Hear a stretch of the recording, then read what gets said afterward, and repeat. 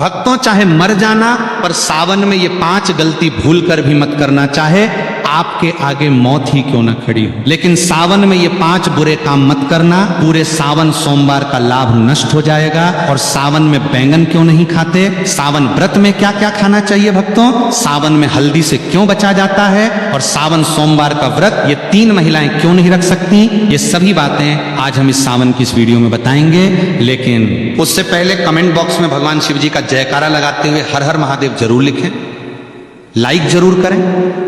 भगवान शिव जी की भक्ति का यह सफर बहुत ही अद्भुत है, इसलिए इस वीडियो को एक पल के लिए भी छोड़कर मत जाना, क्योंकि शास्त्रों में लिखा है कि अधूरी जानकारी हमेशा सर्वनाश का कारण ही बनती है। भक्तों, वर्ष 2026 में सावन का पावन महीना 30 जुलाई दिन गुरुवार से प्रारंभ होकर 28 अगस्त तक रहेगा।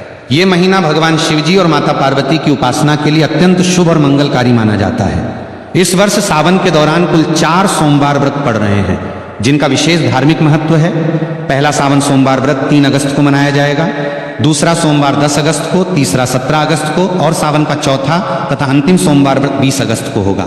सावन का समापन 28 अगस्त 2026 को हो रहा है, जो कि रक्षाबंधन का पर्व है। इसी दिन बहनें अपने भाइयों की कलाई पर रक्षा सूत्र यानी राखी बांधकर भाई बहन के अटूट प्रेम और विश्वास के त्योहार को मनाएंगी। सावन का पहला दिन यानी 30 जुलाई भगवान श्री हरि विष्णु की कृपा प्राप्ति के लिए भी बहुत दुर्लभ और शुभ संयोग लेकर आ रहा है। पौराणिक मान्यताओं के अनुसार सावन के पूरे महीने में शिव भक्त शिवलिंग पर जल और बेलपत्र अर्पित करके सुख समृद्धि, सौभाग्य और दीर्घायु का आशीर्वाद प्राप्त करते हैं। ये समय सुहागिन महिलाओं के लिए अखंड सौभाग्य के नियमों का पालन करने और मंगला गौरी व्रत के माध्यम से पति की उन्नति की कामना करने के लिए सबसे बेहतर माना गया है।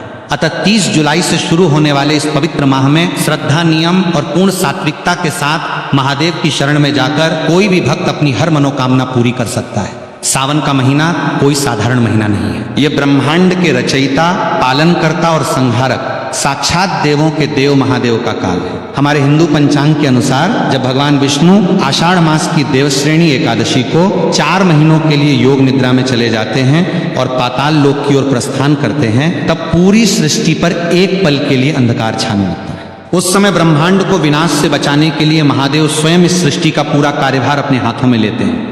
इस साल सावन की शुरुआत एक बेहद अद्भुत, दुर्लभ और तांत्रिक संयोग के साथ हो रही है। इस बार जितने भी सावन सोमवार PRH रहे हैं, वे सभी अपने आप में तंत्र मंत्र और अघोर शक्तियों को समेटे हुए हैं। शास्त्रों में लिखा है कि सावन के सोमवार का व्रत रखने से इंसान के 7 जन्मों के संचित पाप भस्म हो जाते हैं। जो कुंवारी कन्याएं इस व्रत को रखती हैं, तो उनकी कुंडली के सारे ग्रह दोष शांत हो जाते हैं और उन्हें साक्षात शिव जैसा ही वर प्राप्त होता है। जो विवाहित महिलाएं इसे रखती हैं, तो उनके सुहाग पर आने वाली अकाल मृत्यु और यमराज की छाया भी दूर भाग जाती है। लेकिन याद रखिए, सावन सोमवार की पूजा जितनी सरल और मनमोहक दिखती है, इसके अदृश्य नियम उतने ही करें खतरनाक और भयानक है। यदि कोई व्यक्ति बिना नियमों को जाने केवल समाज को दिखाने के लिए या अहंकार में यह व्रत रखता है, तो उसे पुण्य की जगह महादेव के तीसरे नेत्र के क्रोध का सामना करना PRH सकता है। शिवलिंग पर जल चढ़ाने का वो भयानक सच जो कोई नहीं बताता। जब हम सावन के महीने में शिव मंदिर जाते हैं, तो हमारी आदत होती है कि हम जल का लोटा लेकर सीधे शिवलिंग की तरफ द्वार पड़ते हैं।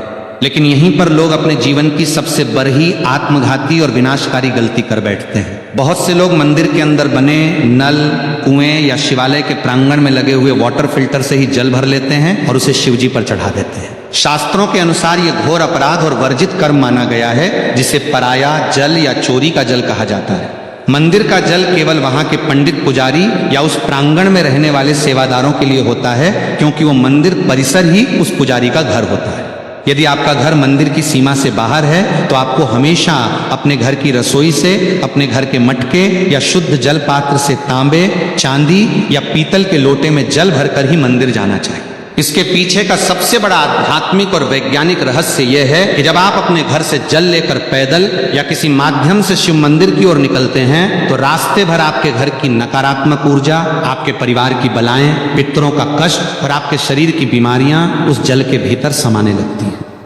वो जल आपके सारे कष्टों को अपने भीतर सोख लेता है।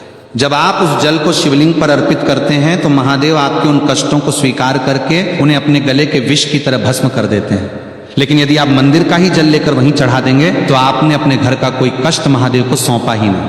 आपकी वो यात्रा अधूरी रह गई और उस पूजा का फल शून्य हो गया। शिवलिंग के गिरते जल के चमत्कारी और डरावने फायदे। शिवलिंग पर जब जल की अखंड धारा गिरती है तो वह शिवलिंग के नीचे बनी जलहरी से होते हुए एक निश्चित दिशा में बह जाती है। शास्त्रों में उस बहते हुए जल को साक्षात अमृत और शिव की अलौकिक ऊर्जा का महापुंज माना गया है। पहला कर नियम यह है कि जब आप जल चढ़ा लें तो उस जलहरी से बाहर बहते हुए जल को कभी भी भूलकर लांघना नहीं चाहिए, क्योंकि वो ऊर्जा इतनी तीव्र और तांत्रिक होती है कि यदि कोई साधारण इंसान उसे लांघता है तो उसके शरीर का चक्र बिगड़ सकता है और उसका मानसिक संतुलन तक हिल सकता है। लेकिन शास्त्र कहते हैं कि उस गिरते हुए जल को किसी मुसाफिर या भक्त को थोड़ा सा अपने पात्र में रोक लेना चाहिए। उस जल को अत्यंत पवित्र और चमत्कारी मानकर अपने घर ले आना चाहिए।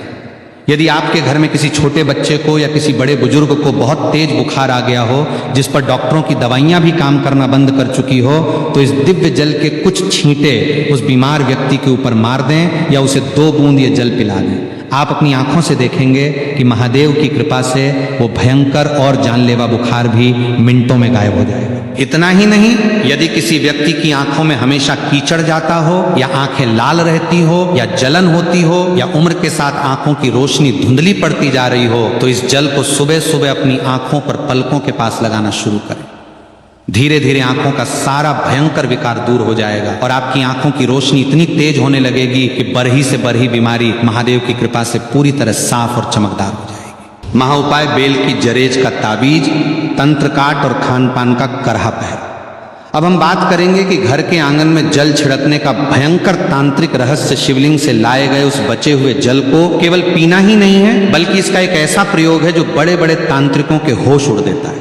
यदि आप इस जल को अपने घर के आंगन में, घर के चारों कोनों में, तिजोरी के पास और मुख्य द्वार पर छिड़कते हैं तो आपके घर के आसपास मंडराने वाली भयंकर से भयंकर अदृश्य शक्तियां, भूत प्रेत, अतृप्त आत्माएं और नकारात्मक बाधाएं चीखते हुए उस स्थान को हमेशा के लिए छोड़कर भाग जाती। अगर किसी दुष्ट व्यक्ति ने या आपके दुश्मन ने आपके घर पर कोई टोना टोटका, मूठ करनी या तांत्रिक क्रिया की होगी जिसके कारण आपके घर में बीमारियां और कंगाली रहती हैं, तो शिवजी के इस चरणामृत के स्पर्श मात्र से वो तंत्र उसी क्षण उल्टा घूमकर करने वाले पर वार कर देता है।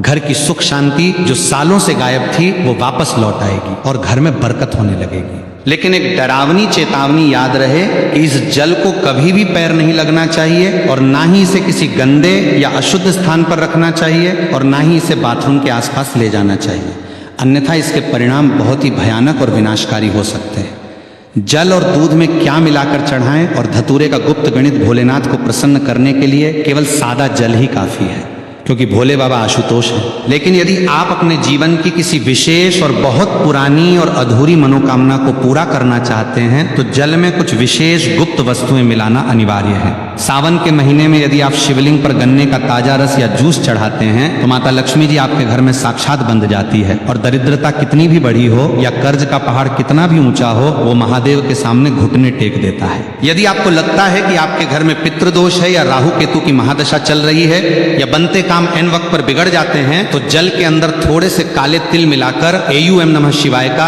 108 बार जाप करते हुए शिवलिंग पर अर्पित करें।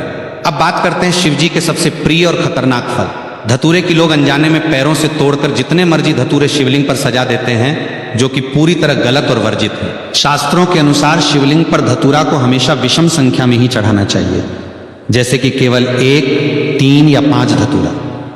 असल में इंसान के भीतर छिपे काम, क्रोध, लोभ, मोह और अहंकार का प्रतीक है। जब आप विषम संख्या में धतूरा चढ़ाते हैं तो आप अपनी इन मानसिक बुराइयों और जहर को महादेव के चरणों में सौंप रहे होते हैं। इसके साथ ही सावन में पंचामृत का भोग लगाना चाहिए, जिसमें शुद्ध गाय का कच्चा दूध, गाढ़ा दही, घर का निकाला हुआ घी, शुद्ध शहद और मिश्री की शक्कर शामिल हो। यह सभी सामग्री शिवजी को तृप्त करती है। लेकिन याद रखें कि पंचामृत में कभी भी बाजार की डिब्बा बंद या मिलावटी चीजों का इस्तेमाल भूलकर भी ना करें। व्रतधारियों के लिए तो दूध पीने की सख्त मनाही का वैज्ञानिक और धार्मिक सच सावन के महीने में व्रत रखने वाले भक्तों को एक ऐसी गुप्त बात का ध्यान रखना चाहिए जो अक्सर लोग अनदेखा कर देते हैं और बाद में पछताते हैं। यदि आपने सावन सोमवार का व्रत रखा है या पूरे सावन के नियम का पालन कर रहे हैं तो आपको भूल कर भी दूध का सेवन नहीं करना चाहिए। इसके 2 बहुत बड़े और ठोस कारण हैं। पहला कारण पूरी तरह धार्मिक है। सावन के महीने में दूध पूरी तरह से भगवान शिव को समर्पित होता है, क्योंकि समुद्र मंथन के समय निकले विष के कारण उनके कंठ में जो भयंकर जलन हो रही थी उसे शांत करने के लिए सभी देवताओं ने उन पर दूध और जल चढ़ाया था। जो चीज सीधे भगवान को अर्पित की जा रही हो उसे व्रतधारी स्वयं ग्रहण नहीं कर सकता, इसे उच्छिष्ट या दोष माना जाता है। दूसरा कारण वैज्ञानिक और डरावना है। सावन में चारों तरफ भारी वर्षा होती है जिससे जमीन पर अजीबोगरीब की माकोरहे फंगस और जहरीली घास उगाती है। जब गाय और भैंस इस घास को चरती हैं तो वो विषैला तत्व उनके दूध में भी आ जाता है। सावन के दिनों में इंसान की जठराग्नि यानी पाचन शक्ति बहुत कमजोर होती है, इसलिए इस समय दूध पीना साक्षात पेट की भयंकर बीमारियों और विष को न्योता देना है। ये दूध केवल छोटे बच्चों, असहाय बुजुर्गों या भयंकर रूप से बीमार लोगों को ही दिया जाना चाहिए, क्योंकि उनके जीवन की रक्षा के लिए शास्त्रों में विशेष छूट है। एक स्वस्थ व्रतधारी अगर सावन में दूध पीता है तो उसका व्रत तत्काल प्रभाव से दूषित और खंडित हो जाता है। कुत्तू के आटे का डरावना सच की है मकोरहे और व्रत टूटने का भय। व्रत के दौरान लोग फलाहार के नाम पर कुत्तू के आटे की पूरियां, पकौड़ियां, पराठे या हलवा भरे चाव से खाते हैं और सोचते हैं कि उन्होंने बहुत पवित्र भोजन किया है। लेकिन क्या आपको पता है कि बाजार में मिलने वाले कुत्तू के आटे में एक ऐसा डरावना रहस्य छिपा है जो आपके व्रत को पूरी तरह नष्ट करके आपको नरक का भागी बना सकता है। कुत्तू का आटा काफी समय पहले पीसकर बोरियों में बंद करके रखा जाता है, जिसके कारण नमी पाकर उसके भीतर बहुत ही बारीक, सूक्ष्म और छोटे छोटे कीड़े मकोड़े पैदा हो जाते हैं, जिन्हें बिना गौर किए नग्न आंखों से देखना नामुमकिन सा होता है। यदि आप बाजार से पैकेट या खुला आटा लाकर बिना उसे अच्छी तरह जांचें और बिना बहुत बारीक छलनी से छाने सीधे तेल में तलकर इस्तेमाल कर लेते हैं तो अन्न जाने में आप उन सैकड़ों जीवित जीवों और कीड़ों को भी पकाकर खा जाते हैं। शास्त्रों में साफ साफ लिखा है कि व्रत के दौरान यदि आपके पेट में एक भी कीड़ा या जीव चला गया तो वो मांस भक्षण यानी मांस खाने के बराबर माना जाएगा। जैसे ही आपने अनजाने में भी उस मांस रूपी की को खाया तो आपका व्रत उसी क्षण पूरी तरह टूट गया और आपको व्रत के पुण्य की जगह जीव हत्या का भयंकर पाप लग गया और आपका मानस पूरी तरह अपवित्र हो गया। इसलिए जब भी कुत्तू के आटे का प्रयोग करें, लेकिन उसे पहले धूप में सुखाएं और बारीक छलनी से 3 बार छानें और पूरी तरह आश्वस्त होने के बाद ही खाएं। व्रत में नमक के नाम पर केवल और केवल शुद्ध सेंधा नमक का ही प्रयोग होना चाहिए। साधारण समुद्री नमक का एक दाना भी व्रत को नष्ट कर देता है। बेल के पैरे की झड़ का ताबीज और अदृश्य शक्तियों का परछाई नाश सावन के महीने में बेल पत्र का महत्व तो बच्चा बच्चा जानता है, लेकिन बेल के पैर की जरज में जो तांत्रिक, सुरक्षात्मक और अलौकिक शक्तियां होती हैं उसके बारे में कोई नहीं बात करता। सावन के किसी भी सोमवार को सुबह सूर्योदय से पहले उठकर स्नान करके बेल के प्राचीन वृक्ष के पास जाएं, वहां धूप दीप जलाकर प्रार्थना करें और उसकी जड़ का एक छोटा सा टुकड़ा कुल्हार ही या लोहे से नहीं बल्कि लकड़ी या हाथ से प्यार से तोड़कर ले आएं। उस टुकड़े को गंगाजल और गाय के कच्चे दूध से धोकर पहले शिवलिंग पर स्पर्श कराएं और फिर उसे महादेव का प्रसाद मानकर वापस लें। इसके बाद उस चको, चांदी, तांबे या पीतल के किसी ताबीज के अंदर भरकर काले या लाल धागे की मदद से अपने गले में या दाहिनी बाजू पर बांध लें। ये कोई साधारण लकर ही नहीं रह जाती, ये साक्षात महादेव का त्रिशूल और सुरक्षा कवच बन जाती है।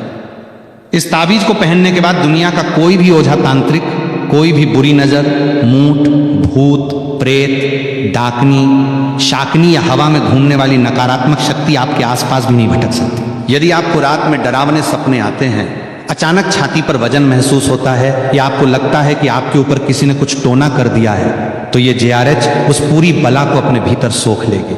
इसे पहनने के बाद आपका रुका हुआ कारोबार, आपकी नौकरी और आपका जीवन बहुत तेजी से सफलता की ऊंचाइयों की ओर बढ़ने लगेगा। वैवाहिक जीवन के करे प्रतिबंध वर्जित कर्म और महादेव की परीक्षा के संकेत और पतितप के रिश्ते का वह करवा सच जिससे व्रत सफल या निष्फल होता है, भगवान शिव और माता पार्वती इस पूरी सृष्टि के सबसे पहले, सबसे आदि और सबसे आदर्श पतिपत्नी है।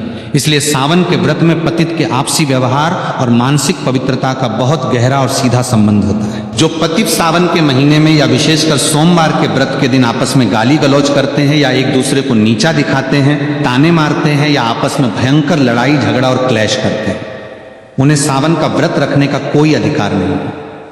यदि ऐसी अशांत स्थिति में आप भूखे रहकर व्रत रखते भी हैं तो महादेव आपके उस व्रत को कभी स्वीकार नहीं करते। आपका भूखा रहना केवल एक शारीरिक प्रताड़ना और नाटक बनकर रह जाता है और आपके पुण्य की सारी ऊर्जा उसी क्षण नष्ट हो जाती है। शास्त्रों के अनुसार देवी देवता हमेशा पति के प्रेमपूर्ण जोड़े की सामूहिक, सकारात्मक और ऊर्जा से ही प्रसन्न होते हैं। यदि आपका पति आपसे प्यार से बात करके या आपकी सहमति से आपको खुश रखकर किसी काम के सिलसिले में नौकरी पर या विदेश गया है तो पत्नी घर पर रहकर पूरी निष्ठा से व्रत रख सकती है। लेकिन यदि दोनों के बीच भयंकर क्लेश हुआ है, पत्नी रोते हुए और पति को गाली देते हुए अपने मायके जाकर बैठ गई है और वहां सावन का व्रत रख रही है, तो वो व्रत पूरी तरह निष्फल है। कोर्ट मैरिज और अधूरी शादी वाली महिलाओं के लिए शास्त्रों का करह निषेध आज के आधुनिक और पाश्चात्य युग में बहुत से युवा कोर्ट में जाकर कागजों पर दस्तखत करके शादी कर लेते हैं और समाज में उसे ही अपना पूरा विवाह मान लेते हैं। लेकिन सनातन शास्त्रों, वेदों और हिंदू धर्म के अनुसार कोर्ट मैरिज एक पूरी तरह अधूरा और केवल कानूनी विवाह है। धार्मिक नहीं, जब तक पवित्र अग्नि को साक्षी मानकर वैदिक मंत्रोवार के बीच कन्यादान और 7 फेरे नहीं लिए जाते, तब तक वह विवाह आध्यात्मिक रूप से पूर्ण नहीं माना जाता। शास्त्रों के अनुसार ऐसी अधूरी शादी वाली महिलाओं को सावन का मुख्य और कर व्रत रखने से बचना चाहिए, क्योंकि जब तक विवाह के 7 फेरे पूरे नहीं होते तब तक महिला को अपने पति के आधे पुण्य की प्राप्ति नहीं होती और ना ही वो धार्मिक रूप से अर्धांगिनी कहलाती है। यदि ऐसी महिलाएं व्रत रखना चाहती हैं तो उन्हें पहले विधिवत रूप से भगवान शिव और माता पार्वती जी के सामने 7 फेरे या विवाह की रस्में पूरी करनी चाहिए, तभी उनका व्रत पूर्ण रूप से फलदायी माना जाएगा और उन्हें सौभाग्य की प्राप्ति होगी। कुंवारी कन्याओं और विवाहित महिलाओं के लिए शिवलिंग स्पर्श का रहस्यमय नियम सावन के महीने में कुंवारी कन्याएं मनचाहा और संस्कारी वर पाने के लिए और शादीशुदा महिलाएं अपने पति की लंबी उम्र तथा अखंड सौभाग्य के लिए व्रत रखती हैं। लेकिन यहां भी एक बहुत बड़ा और सख्त नियम है जिसे हर महिला को जानना बेहद जरूरी है। कुंवारी कन्याओं को पूजा करते समय भूलकर भी शिवलिंग का सीधा स्पर्श नहीं करना चाहिए। इसके पीछे का रहस्य बहुत ही गहरा है। शिवलिंग साक्षात महादेव की निराकार, अनंत और अत्यंत तीव्र ऊर्जा का केंद्र है। कुंवारी कन्याओं का शरीर और उनकी आंतरिक ऊर्जा इस तीव्र ब्रह्मांडीय प्रभाव को सीधे संभालने के लिए तैयार नहीं होती, जिससे उनके जीवन में अनजाने में मानसिक अशांति या स्वास्थ्य संबंधी समस्याएं आ सकती हैं। कुंवारी कन्याओं को हमेशा माता पार्वती की मूर्ति या शिवलिंग के नीचे बनी जलहरी का स्पर्श करना चाहिए और दूर से ही जल अर्पित करना चाहिए। इसके विपरीत जो महिलाएं विवाहित हैं, जिनका वैदिक विवाह पूर्ण हो चुका है, वे शिवलिंग का स्पर्श कर सकती हैं, उसे अपनी उंगलियों से चंदन भी लगा सकती हैं और उसकी अच्छे से सेवा कर सकती हैं। इन नियमों का पालन न करने से पुण्य की जगह दोष लग जाता है।